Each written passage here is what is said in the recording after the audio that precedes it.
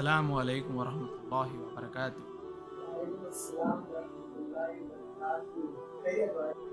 अल्हम्दुलिल्लाह। औज़ु बिल्लाहि मिनश शैतानिर रजीम। बिस्मिल्लाहिर रहमानिर रहीम। शुरू करते हैं अल्लाह के नाम से जो बड़ा मेहरबान निहायत रहम वाला है। आज एक सोल्जर, एक कमांडो, एक सिपाही, उनको कितने नाम से बोले उतने नाम कम है उनके लिए। एक खालिद बिन वलीद रजी अल्लाह ताला अन्हु। आज का टॉपिक खालिद बिन वलीद रजी अल्लाह ताला अन्हु के बारे में। अपन उनकी पूरी लाइफ के बारे में क्या, उनके एक दिन दो दिन के बारे में पूरे अपनी वीडियोस में पूरे वीडियोस चाहे तो भी नहीं बोल सकते। बस कोशिश करेंगे ये कि जितना हो सका हमसे वो बोल सके, आप लोगों को समझने उतनी बात उसमें उतने समय में जितना मालूम करें, रिसर्च करें, उतना बताने की कोशिश करें इंशाअल्लाह। और उनकी लाइफ बहुत इंस्पायरिंग है, बहुत आजकल के लोगों के लिए तो बहुत इंस्पायरिंग है। कई को बोल दो आजकल अपने लोग ये हीरोज उलों से इंस्पायर हो रहे हैं। वो लोग है क्या, वो लोग कैमरे के पीछे के हैं वो लोग। अरे भाई, अपने नबी के टाइम पे बस 3 ही लोग मुसलमान थे, एक अबू बकर सिद्दीक, एक खदीजा रज़ी अल्लाह तआला अन्हु और मोहम्मद सल्लल्लाहु अलैहि वसल्लम। उतने जनों ने इस्लाम फैलाया। आज देख लीजिए 2 बिलियन लोग मुसलमान हैं, अबव है, तो करीब 2 बिलियन के ऊपर है। तो हम तो उतने लोगों को इंस्पिरेशन उतने लोगों से मोहम्मद सल्लल्लाहु अलैहि वसल्लम से मिली उनको, मगर के जा रहे हैं रास्ते पर, हीरोज के, शैतान के रास्ते पर। तो ये कई की बात, सहाबा की लाइफ देखिए आप, बस वो कैसे थे, बस अल्लाह ही अल्लाह और नबी की बातें उसको ही मानते थे।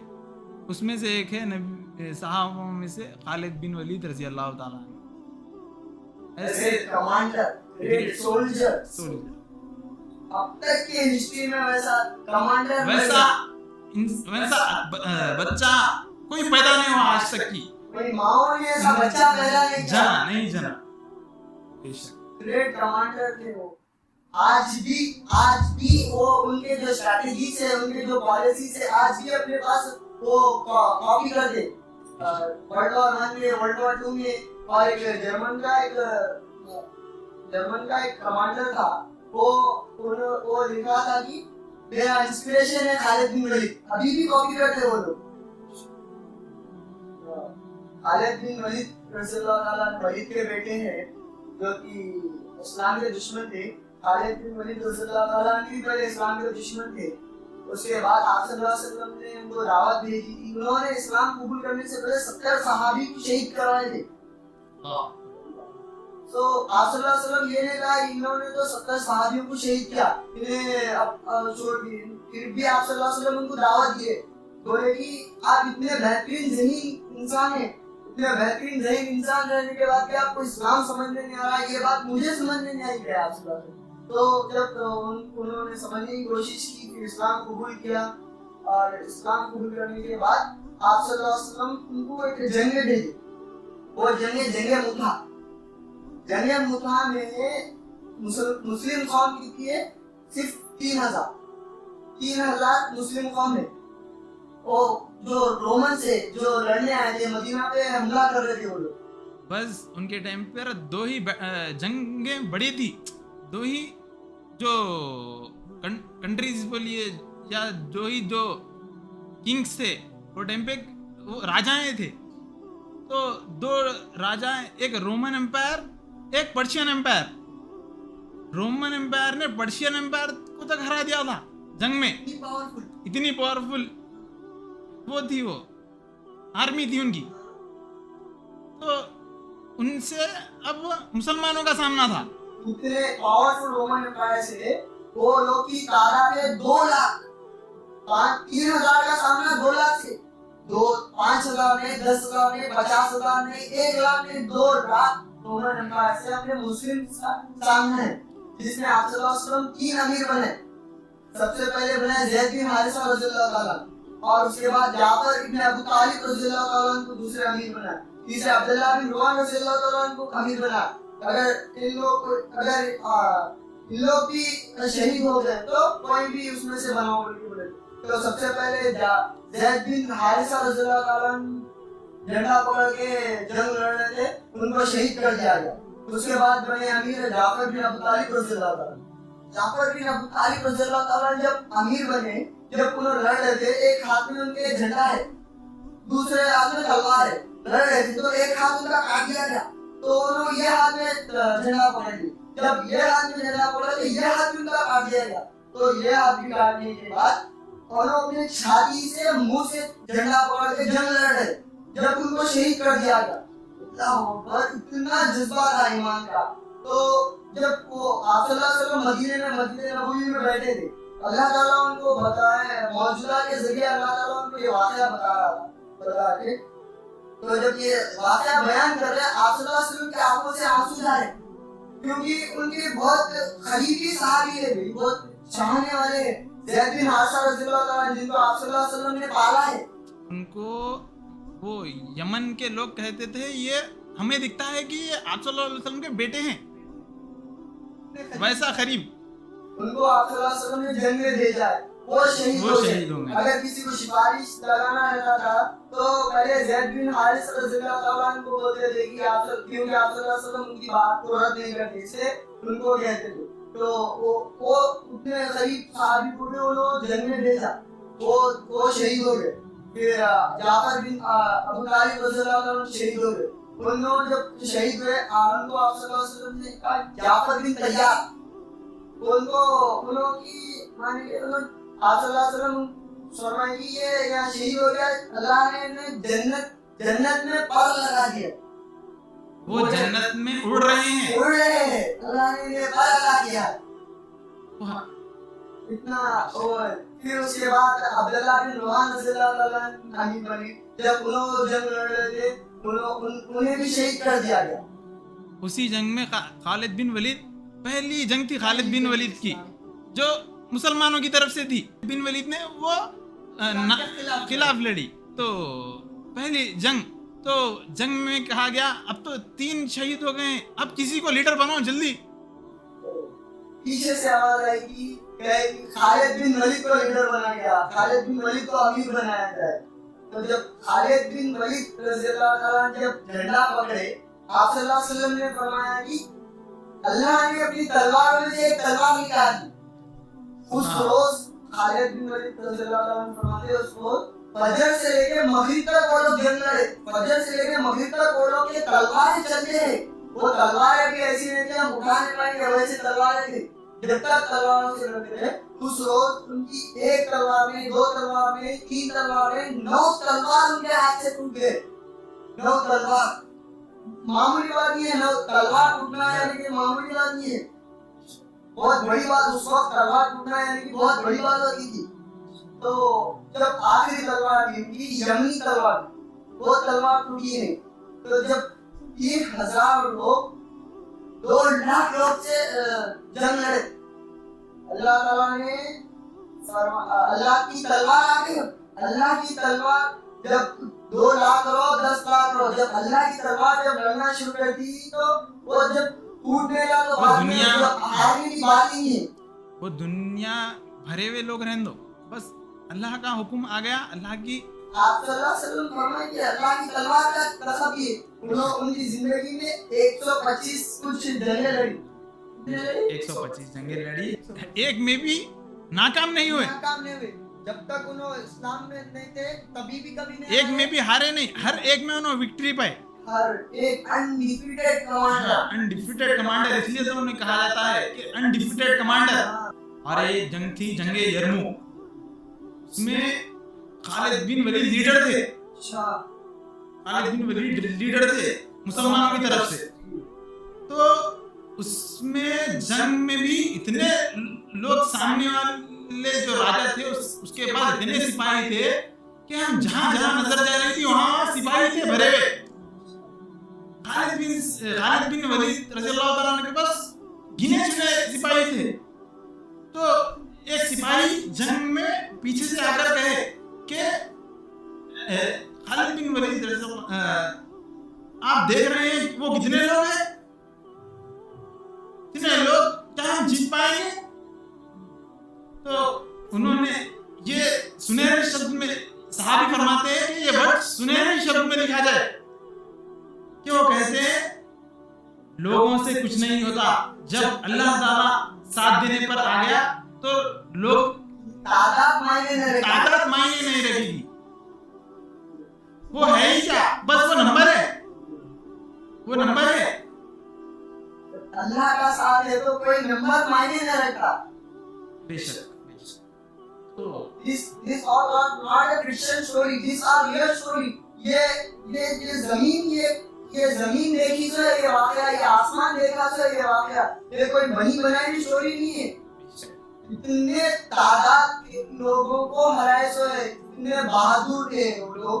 वो वैसे इंसान को ना दुनिया आज तक कभी देखी ना कभी देखेगी। इतने बहादुर वैसा बच्चा ना आज तक किसी माँ ने जना ना जनेगा आगे किसी से।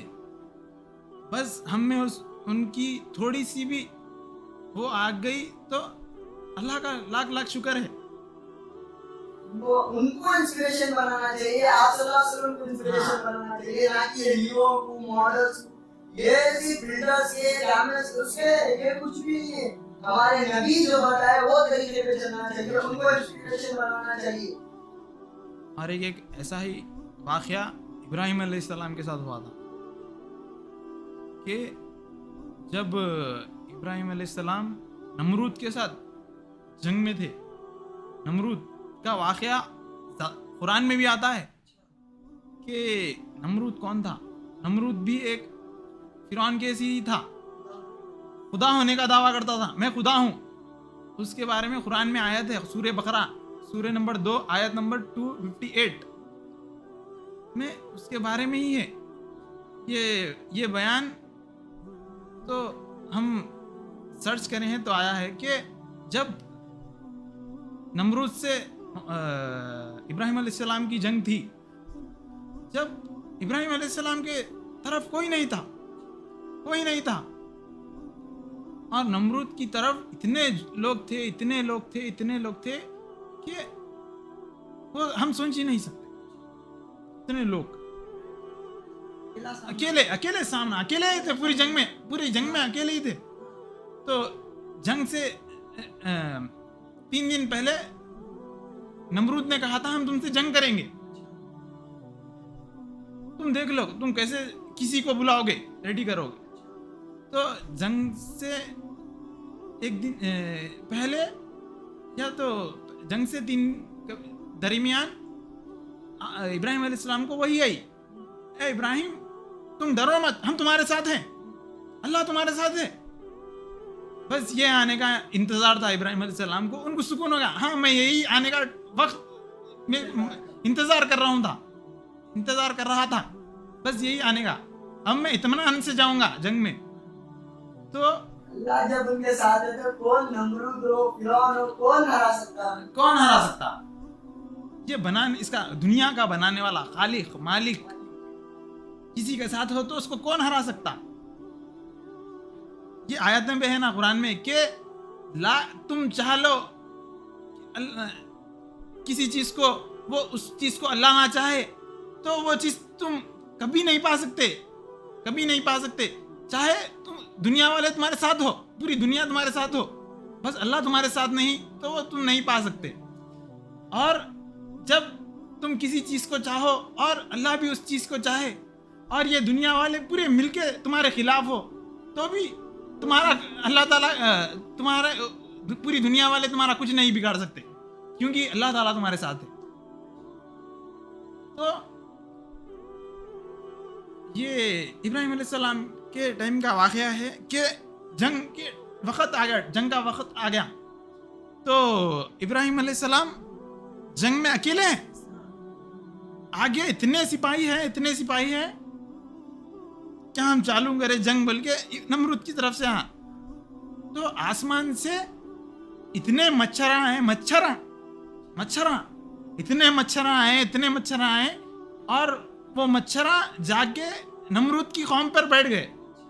जहां जहां बैठे वहां से इतना खून निकला उनकी तरफ से, फोड़ों कैसे होगा उनको, वो ऐसा फूटने लगे कि उसमें जहर निकल रहा, जहरीले मच्छर थे वो, इतने छोटे इतना छोटा। तो और सुनिए आप, फिर हुआ क्या, नमरूद के साथ क्या हुआ, फिर वो वहीं पूरी कौम वहीं मर गई उसकी, नमरूद की। तो वो हुआ क्या, नमरूद की कौम मर गई, बस अकेला बचा नमरूद, उसकी कौम में अकेला बचा नमरूद। तो अल्लाह, पूरे मच्छर भी चले गए, बस अल्लाह ताला ने एक मच्छर को हुक्म दिया कि तू यहीं ठहर।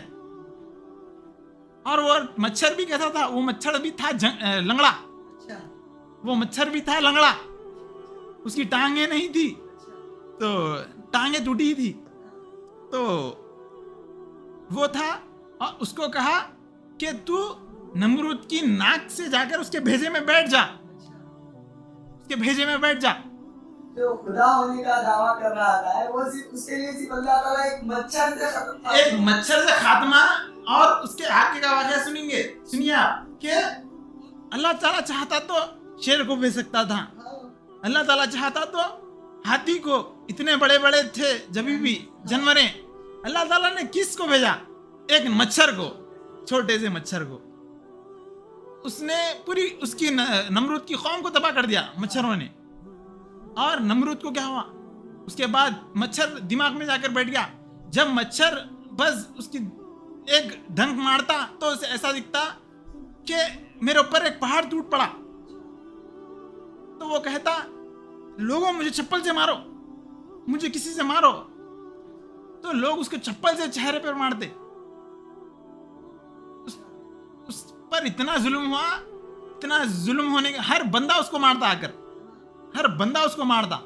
तो अल्लाह ताला देखिए कैसा करिश्मा करता, अल्लाह ताला खुदा होने का दावा कर रहा था, उससे चप्पल से मारने लगा, इतने से मच्छर से, लंगड़ा मच्छर जिसके टांग भी नहीं है, उसे उससे खात्मा कर दिया अल्लाह। बेशक कुदरत है भाई। अरे अल्लाह की कुदरत ही है कि हम जैसे, हमारे जैसे दुनिया में हमारे जैसे कितने इंसान हैं जो अल्लाह ताला की इतनी नाफरमानी करते।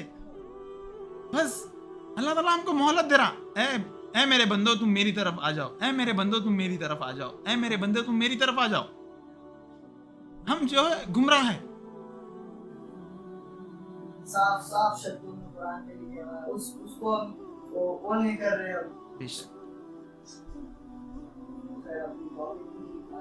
इन वली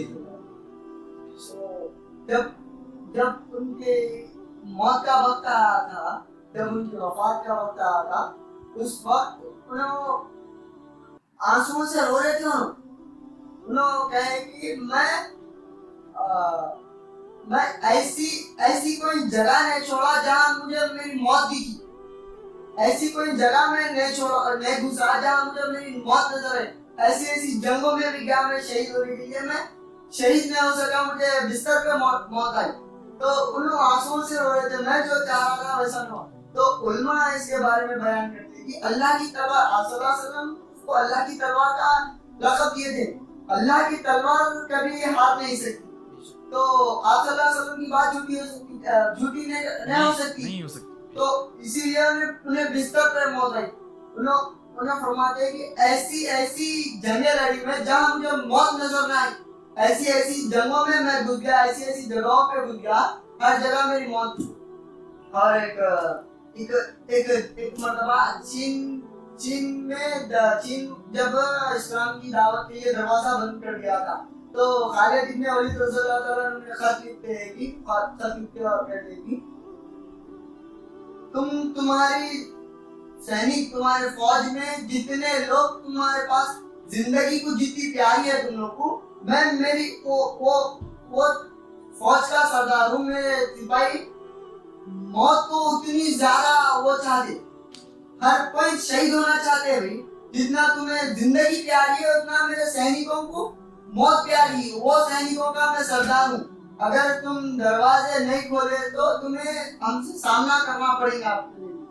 तो उसी वक्त उन्हें अमन शाह पहला शहर था चीन जो अमन शाह कर दीन की तबलीग और दावत के लिए दरवाजा खोल दिया। जब सात रज़ियल्लाहु अन्हु को भेजे थे वहाँ पर तबलीग के लिए, उन्होंने जाके वहाँ पर तबलीग करे और उनकी देखा कि वहीं पर हुआ। और पहले के सहाबा वो दुनिया में जब थे तो दुनिया को जेल कहते थे, जेल कहते थे वो लोग। अब हम जेल में जाते तो हम कैसा समझते, ये दुनिया अच्छी है, तो वो लोग दुनिया को जेल समझते थे। हमारी आखिरत अच्छी है, इसमें जेल में जाकर हम कैसा होता, एक बंदी, हाँ बंदी कैद हो जाता, उसको उसके रूल्स फॉलो करने पड़ते। तो हम भी यहाँ जेल समझते थे कि हमको ये रूल्स फॉलो करना है, ये रूल्स हमको फॉलो ही करना है, या तो नहीं करे तो हमको सजा मिलेगी, या तो सजा देगा जेलर नहीं फॉलो करे तो। हमारा जेलर जो हमारा है अल्लाह है, अल्लाह है हमारा मददगार, वो हमें सुनने वाला है। वो इतना स्ट्रिक्ट नहीं है, स्ट्रिक्ट है वो, उसके जगह पर वो बहुत स्ट्रिक्ट है। अगर वो बंदों की वो माफ़ी भी कबूल करेगा और अल्लाह, आप समझेंगे कि हम माफ़ी मांग देंगे गुनाह करके, तो ऐसा नहीं है। आप एक बार गुनाह करेंगे, उसके दिल से उसकी तौबा करेंगे तो अल्लाह ताला आपको माफ़ करेगा। आप कहेंगे, आप गुनाह करेंगे, फिर एक बार तौबा करेंगे, फिर आप गुनाह करेंगे, वही फिर आप तौबा करेंगे, फिर आप गुनाह करेंगे। अल्लाह ताला आपको फरमाए भाई कि ए शैतान, तू कितनी बार मेरे बंदे से गुनाह करा सकता तू करा, अगर वो बंदा मेरे से 100 बार गुनाह माफी तलब करेगा तो मैं उसको माफ करूंगा। और सच्ची तौबा होनी चाहिए, हाँ, दिल से तौबा। आजकल लोग यही समझते हैं कि मैं कभी भी गुनाह करता हूँ, जब भी तौबा कर लेता हूँ ना भाई, तो ऐसा नहीं करना आप लोग। अल्लाह ताला को ये चीज ही नहीं पसंद भाई। आप गुमराही के रास्ते पर जा रहे हैं। आपको कैसा मालूम कि अल्लाह ताला आपकी तौबा कबूल कर लिया? आपको कैसा मालूम कि अल्लाह ताला आपकी तौबा कबूल कर लिया? और पहले के सहाबाओं का दौर, वो बस एक स्कॉलर है सऊदी के या कहीं करके, वो बोलते थे, पहले के सहाबा जो थे वो बोलते थे कि वी ओनली वांट जन्ना, वी ओनली वांट जन्ना। आजकल के लोग जो कहते हैं वो कहते हैं बस वी ऑल्सो वांट जन्ना। ऑल्सो और वी ओनली में बहुत फर्क है, बहुत फर्क है। ऑल्सो और ओनली में बहुत फर्क है। ओनली मीन्स जन्नत के सिवा कुछ नहीं चाहिए, बस हमारा ठिकाना ही जन्नत है। अब हम कहते हैं बस हमें मिल जाइए तो बस है, बस ये आता हमको। ये बस नहीं चलता अल्लाह के साथ। हाँ, हमें जन्नत चाहिए तो चाहिए, चाहे बीच में कुछ भी आ जाए, हमें वो गुनाहों को नहीं करना है, जन्नत के लिए अपने मेहनत करना है। आज हमारे पास दुनिया को जन्नत समझ रहे। और मोहम्मद सल्लल्लाहु अलैहि वसल्लम की हदीस है, सही बुखारी हदीस नंबर 6376, आयशा रजी अल्लाह ताला अन्हु फरमाते हैं, नैरेटेड बाय आयशा बोल के लिखा हुआ है, आयशा रजी अल्लाह ताला अन्हु है या कोई और सहाबी है या कौन है हमको नहीं पता, फरमाते हैं कि आप सल्लल्लाहु अलैहि वसल्लम 4 चीज़ों के लिए कसरत से दुआ करते हैं कि या अल्लाह मुझे दोज़ख के अज़ाब से बचा, या अल्लाह मुझे खबर के अज़ाब से बचा, खबर की आग से बचा, या अल्लाह मुझे इस दुनियावी जिंदगी में इससे महरूम ना कर दे, ये दुनिया के अज़ाब से बचा मुझे, इसमें दुनिया में भी मुझे अज़ाब में ना डाल दे। और आप सल्लल्लाहु अलैहि वसल्लम ये भी दुआ करते थे या अल्लाह मुझे दज्जाल के फितने से बचा। कितना है उससे हम बात करेंगे आपसे तफसील से, वो भी बहुत बड़ा टॉपिक है, बहुत बड़ा। वो शख्स हर नबी कहते थे कि इस फितने से हमें बचा, इस फितने से हमें बचा। तो खालिद बिन वलीद जो थे रज़ी अल्लाह ताला अन्हु, वो बहुत ग्रेट थे, ग्रेट कमांडो, ग्रेट सोल्जर। उनके लिए आप कितने लक़ब दिए उतने कम है, जितने आप लक़ब दिए उतने कम है। मैं बस इतना ही मालूम था जितना हम आपको बोले हैं। और हम जितना मालूम है उतना बताने की कोशिश करें। अल्लाह ताला हमें कहने और हमें सुनने से ज्यादा अमल करने की तौफीक दे। आखिर दावाना अल्हम्दुलिल्लाहि रब्बिल आलमीन। अस्सलामु अलैकुम व रहमतुल्लाहि व बरकातहू।